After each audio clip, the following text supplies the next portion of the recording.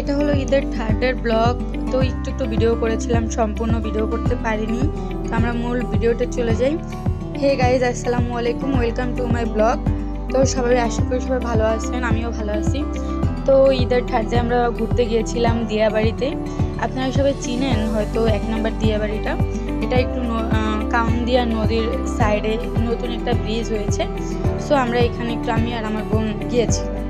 তো কিছু ফটো নিলাম, ভিডিও নিলাম, তার একটু একটু ক্লিপ আমি এটার সাথে শেয়ার করছি। আমার তো আর ডেইলি ব্লগ দেওয়া হয় না, কিছু কিছু টাইমে হয়তো ব্লগ দিয়ে আপনাদের সাথে শেয়ার করি, এই যা। আর আমার ভয়েসটা অবশ্যই আপনারা ইগনোর করবেন, একটু গলাটা বসে গেছে তাই একটু অন্যরকম শোনাচ্ছে ভয়েসটা, তো ইগনোর করবেন সবাই। আর অবশ্যই পেজটা ফলো করবেন, পাশে থাকবেন সবাই।